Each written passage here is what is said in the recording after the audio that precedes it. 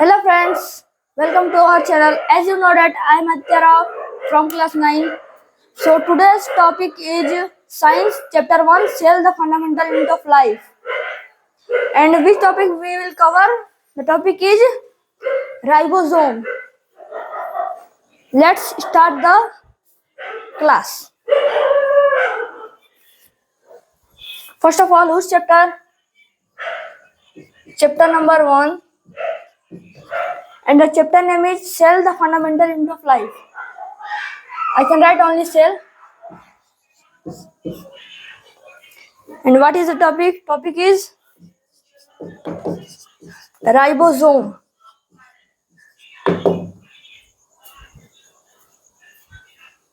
What is your topic? Topic is ribosome. चलिए शुरू करते हैं. पहले मैं लिखता हूँ, उसके बाद समझ लेंगे. Ribosome was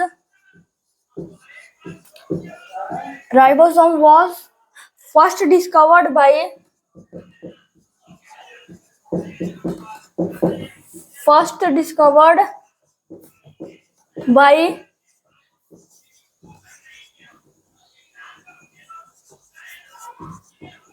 Ribosome was first discovered by George Palade. George Palade in which year? George Palade discovered ribosome in which year? And the year is 1955. 1955. मतलब जो राइबोसोम है पहली बार डिस्कवर किया था जॉर्ज पैलेट ने 1955 में. किसकी मदद से? बाय द हेल्प ऑफ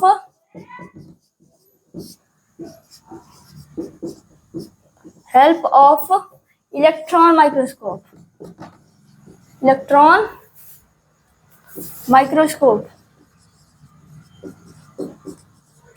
क्योंकि ये लाइट माइक्रोस्कोप या फिर कंपाउंड माइक्रोस्कोप तो देखा नहीं जाएगा, तो उन्होंने इलेक्ट्रॉन माइक्रोस्कोप की हेल्प से राइबोसोम देखा. कौन से ईयर में? 1955 में. और इन्होंने किस में देखा था? इलेक्ट्रॉन माइक्रोस्कोप में तो देखा था, लेकिन किस में देखा था? प्लांट सेल में देखा था कि एनिमल सेल में? मतलब किस सेल में देखा था? तो इन्होंने देखा था इन एनिमल सेल्स. और जो राइबोसोम है इसको और क्या कहते हैं? जो जॉर्ज पैलेट के नाम से उसको कहते हैं pellet particles. These are also called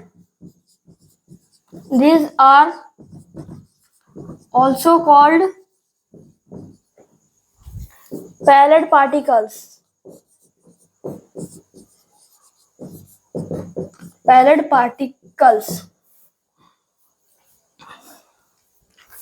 चलिए एक बार इसका शॉर्ट टर्म रिवीजन करते हैं.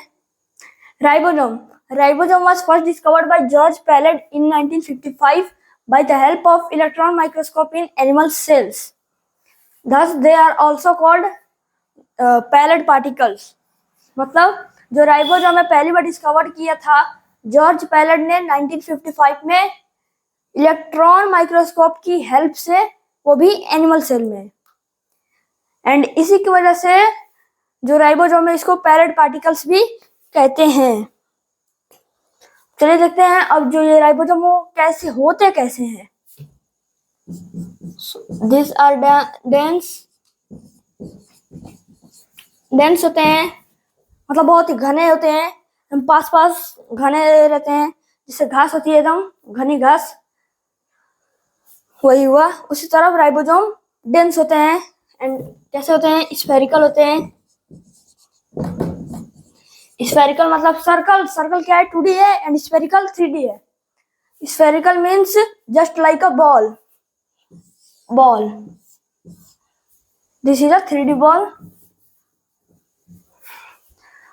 राइबोसोम स्फेरिकल होते हैं. और क्या होते हैं? ग्रेन्यूल लाइक पार्टिकल्स होते हैं. ग्रेन्यूल लाइक पार्टिकल्स होते हैं अबाउट कितने के 150 से 250 एरेस्ट्रोम।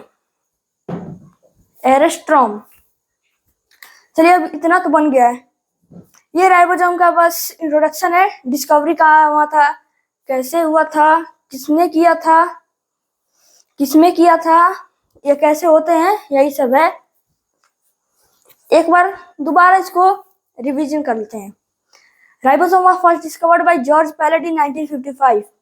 जो राइबोसोम है पहली बार डिस्कवर्ड किया था जॉर्ज पैलेट ने 1955 में, by the help of electron microscope.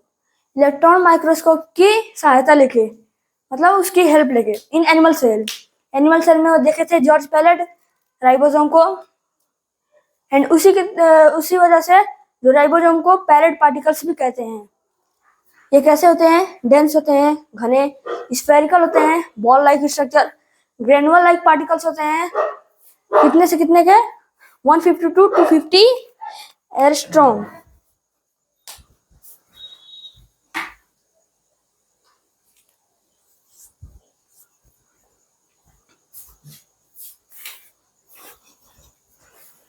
चलिए अब इसको रफ करते हैं, एक बार देख लीजिए।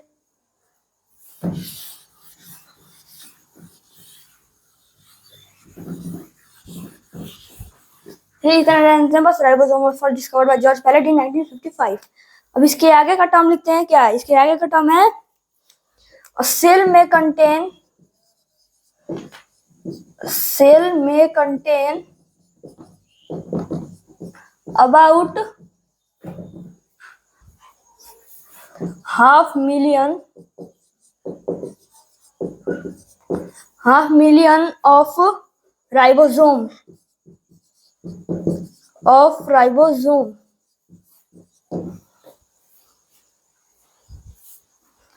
अब एक सेल में मान लीजिए कोई अगर आपका थोड़ा सा भी कुछ कटोट गया, सेल निकला, उसमें से 500,000 राइबोसोम निकल जाएंगे। 500,000 मतलब 5 लाख। 500,000 5 लाख मतलब 5 लाख राइबोसोम आपके बॉडी से निकल जाएंगे। या फिर एक सेल के अंदर होते हैं 5 लाख राइबोसोम। अब चलिए, अब ये जो राइबोसोम है ये किसके बने हुए रहते हैं, जो राइबोसोम है ये बने किसके हुए रहते हैं। सो लिखते हैं, these are made up of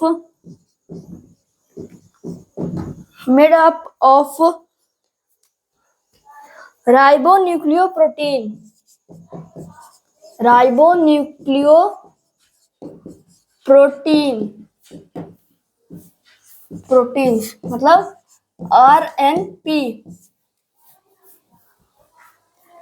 जो ये राइबोसोम में बने हुए रहते हैं राइबोन्यूक्लियोप्रोटीन से, शॉर्ट फॉर्म RNP। और जो ये RNP है रिफर करता है किससे, RNA से, ribonucleic acid, and are also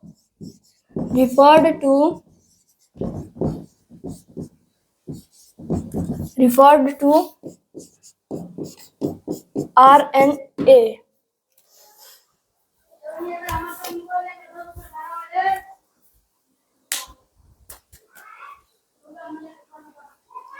चलिए एक बार इसका भी शॉर्ट टर्म रिवीजन करते हैं। क्या है राइबोसोम, सेल में कंटेन अबाउट 500,000 ऑफ राइबोसोम, मतलब एक सेल में कम से कम 5 लाख राइबोसोम होते हैं।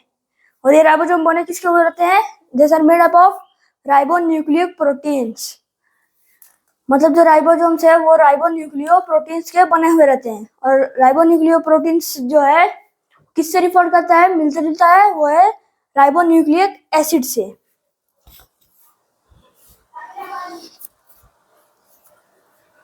चलिए अब इसको रफ करते हैं।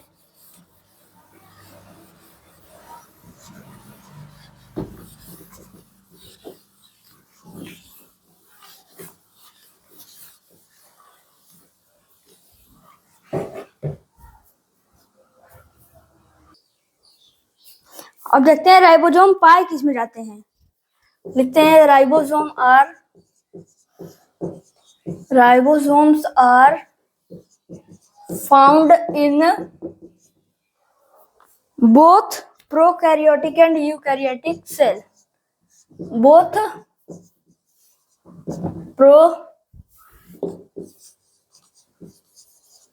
prokaryotic and eukaryotic cell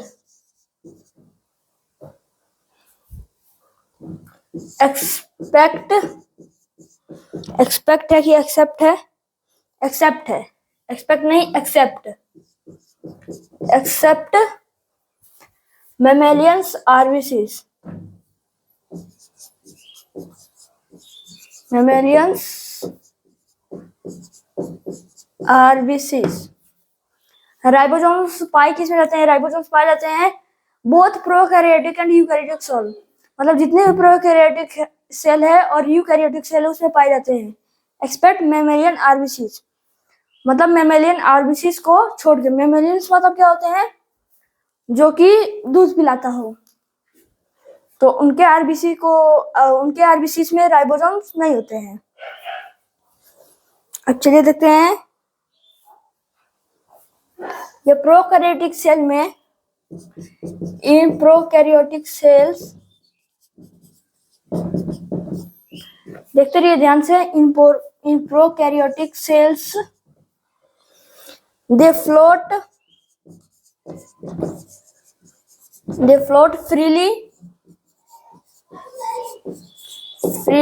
in the cytoplasm.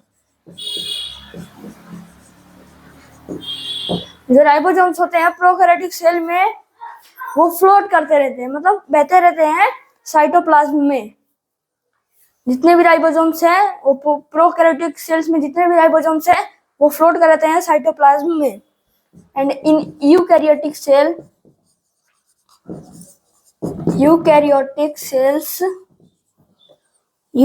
cells they are found in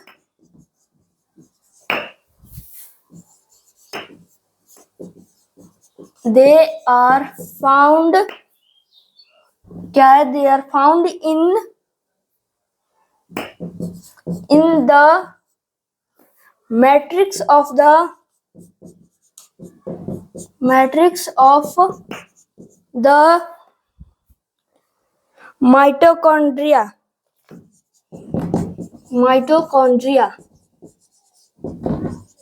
mitochondria and the stroma of plastids.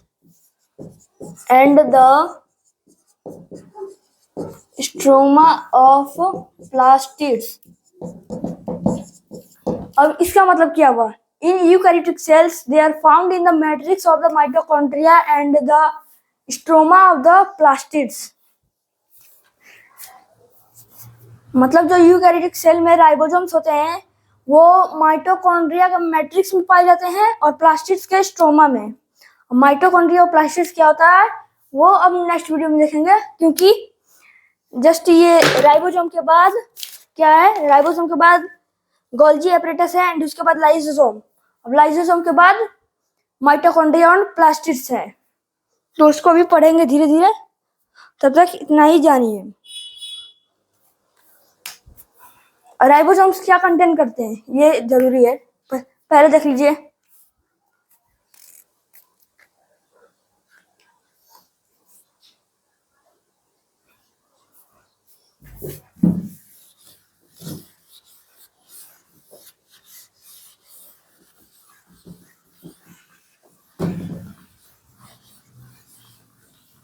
चलिए लिखते हैं। They contain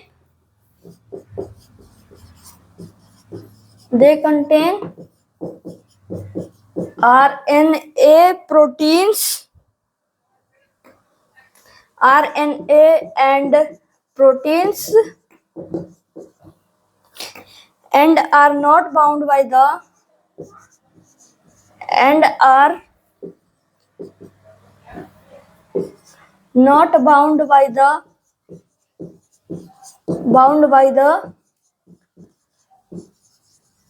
membrane। मतलब जो राइबोसोम होते हैं किसमें कंटेन, मतलब कंटेन किसमें होते हैं? तो उसमें रहता है आरएनए, प्रोटीन्स में, और जो राइबोसोम्स है वो मेम्ब्रेन से कवर्ड नहीं रहते हैं, मतलब वो किसी के अंडर में नहीं रहते हैं, वो अकेले रहते हैं कवर में। जैसे यही राइबोसोम है, ये किसी कवर में, इसके बाहर ये नहीं है, सुरक्षा कवच नहीं है, ये आउट ऑफ मेम्ब्रेन होते हैं। अब चलिए ये तो हो गया। अब राइबोसोम्स के टाइप्स पढ़ेंगे। चलिए स्टार्ट करते हैं। Types of ribosomes. Types of ribosomes. Ribosome के कितने टाइप्स होते हैं? राइबोसोम्स के होते हैं 2 टाइप्स। साइज के बेस पे 2 टाइप्स होते हैं राइबोसोम की टाइप्स, 1 and 2। क्या होते हैं? 70 सब यूनिट राइबोसोम्स and 80 राइबोसोम्स।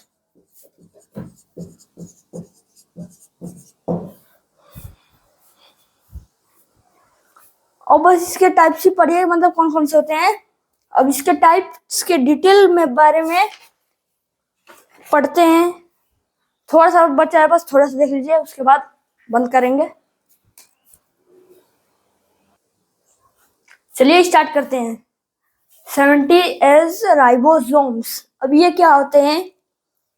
अब मैं इसको बोर्ड पे लिखूंगा नहीं, अब डायरेक्ट बता देता हूँ।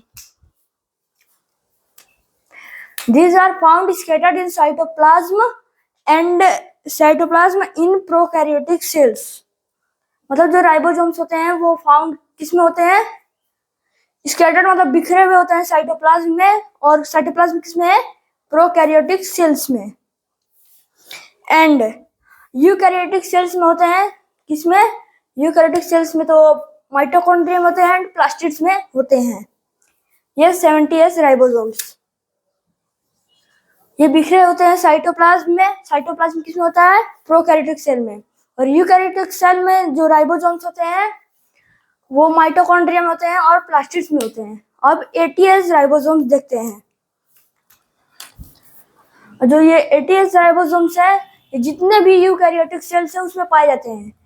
प्रोकैरियोटिक सेल्स में ये नहीं पाए जाते हैं। जो 80s राइबोसोम्स है, जितने भी यूकैरियोटिक सेल्स है, माइटोकॉन्ड्रिया, प्लास्टिड्स जितने भी हैं उसमें पाए जाते हैं, और प्रोकैरियोटिक सेल्स में नहीं पाए जाते हैं। अब इसमें टर्म आ रहा है, लिख देते हैं। 70s ribosomes includes a larger 50 as subunit, 50 as subunit, and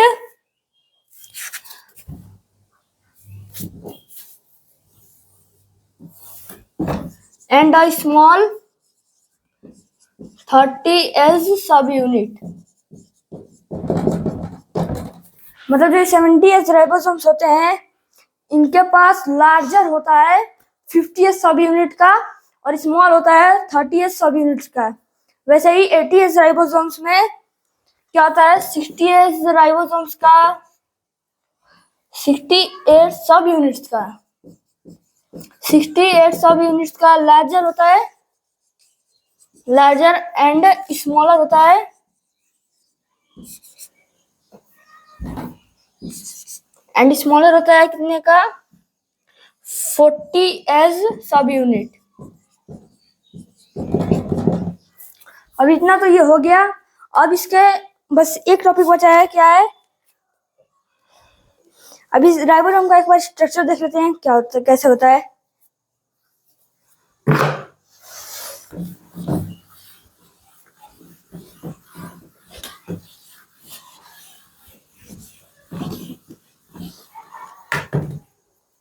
चलिए देखते हैं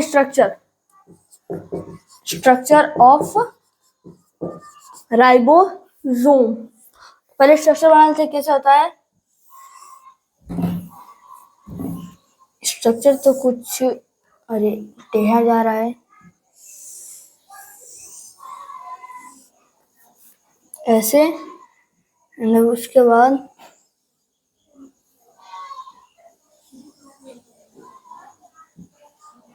ऐसा ही कुछ टाइप का होता है राइबोसोम का स्ट्रक्चर, जिसमें से इधर का जो प्रोकैरियोटिक होता है प्रोकैरियोटिक एंड इधर का यूकैरियोटिक। इधर कितने होते हैं? इधर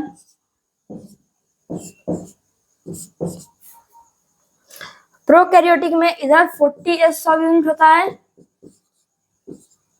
सब यूनिट।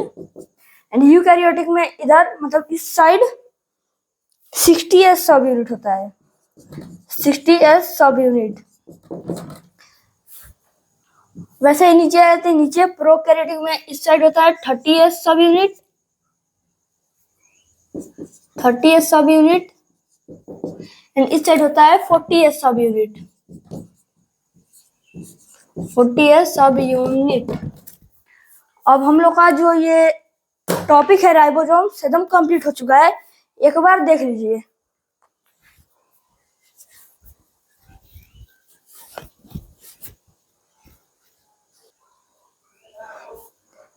अगर राइबोसोम को बोलना होगा, अगर इंट्रोडक्शन देना हो तो कैसे देंगे? चलिए एक बार देख लेते हैं। चलिए स्टार्ट करते हैं। Ribosome was first discovered by George Palade in 1955 by the help of electron microscope in animal cells।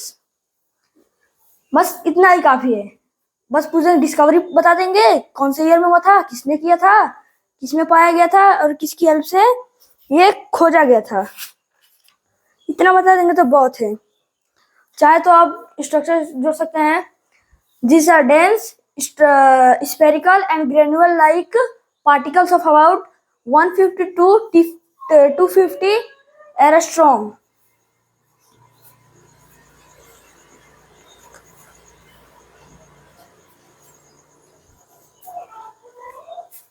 Thanks for watching this video. So please like, share, subscribe and comment.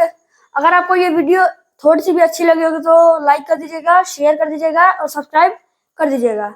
अगर कुछ भी डाउट होगा तो comment में जरूर बताइएगा, मैं उस डाउट को सॉल्व करने की कोशिश करूंगा। तब तक के लिए धन्यवाद।